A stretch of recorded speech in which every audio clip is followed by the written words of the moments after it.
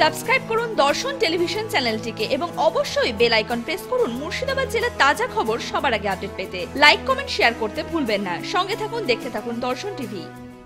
মঙ্গলবার ভোররাতে বেলডাঙ্গার কলেজপাড়া এলাকায় পরপর দুটি বাড়িতে দুষ্কৃতীদের ছিনতাইয়ের ঘটনায় ছড়িয়েছে আতঙ্ক।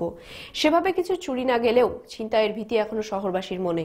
এদিন দুই দুষ্কৃতী মোটরবাইকে এসে প্রথমে এলাকার শুভময় মণ্ডল ও পরে আবু নায়েবের বাড়িতে ছিনতাই করার চেষ্টা করে।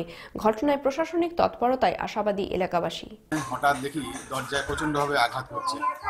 আমরা তো ঘুমন্ত অবস্থায় ছিলাম, উঠে একটা আতঙ্কের মধ্যে পড়ে যায় যে এই সময় এত জোরে কে দরজায় আঘাত করছে। তারপরে বুঝতে পারি যে এটা পরিচিত নয়, কোনো দুষ্কৃতী হয়তো নিশ্চয়ই। বেরিয়ে আসি, বেরিয়ে দেখি খুব প্রচণ্ডভাবে দরজা ভাঙার চেষ্টা করছে। আমরা খুব আতঙ্কগ্রস্ত হয়ে পড়ি। বাচ্চা, আমার মিসেস, তারাও খুব আতঙ্ক হয়ে পড়ে। আমি ভিতর থেকে দরজাটা ঠেলে দিয়ে আটকে রাখার চেষ্টা করি। তারপরেও সে সজোরে চেষ্টা করে। বুঝতে পারি যে বাইরে কোনো দুষ্কৃতী একটা ডাকাতি করার চেষ্টা করছে। তারপর আমি চিৎকার করি। চিৎকার করার ফলে সে পালিয়ে এখান থেকে বেরিয়ে মোটরসাইকেল নিয়ে চলে যায়। তারপরে যখন আমি বাইরে বেরোই, বাইরে বেরিয়ে দেখি আমার দরজার দুটো লক আছে, দুটো লকই ভেঙে দিয়েছে। ভিতরে আরেকটা দরজার লক ভাঙা এবং আমার দোতলায় একটা দরজার লক ভাঙা। এবং তারপরে সে চেষ্টা করছিল আমার ঘরে ঢুকে হয়তো প্রাণনাশের হোক বা যাই হোক, কিন্তু সেটা সম্ভব হয়নি। কিন্তু আমি প্রচণ্ড আতঙ্কের মধ্যে আছি। প্রশাসনের কাছে চাইছি যে তারা যেন একটা সুস্থ ব্যবস্থা করে, যেন আমরা সমাজে থাকতে পারি। চিৎকারে উঠি, তারপর দেখি ওই আমাদের বাইরের দিকে বারান্দার দিকে যে গেটটা, ওই গেটটার সামনের দিকে তালার মধ্যে একটা, ওটা ভেঙে আছে।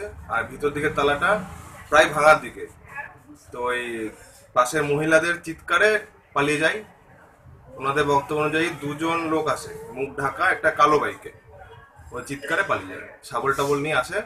সামনে তালাটা ভেঙে ফেলে, ভিতর তালাটা ভাঙতে গেছিল, কিন্তু কোনো রকম লাকিলের খবর আওয়াজটা পায়, ওই শাবল মারার আওয়াজে। তো দেখি এরকম সামনে তালাটা ভাঙা পড়ে আছে, আর ভিতর তালাটা প্রায় ভাঙাই বলা যেতে পারে ভাঙতে পারেনি। ওই চিৎকারে পালিয়ে যায়, নাহলে ভেঙেই ফেলতো। ডোমকল পুরসভা, মানুষের সাথে মানুষের পাশে। জনস্বার্থে ডোমকল পুরসভা ও পুরপতি সৌমিক হোসেনের পক্ষ থেকে প্রচারিত।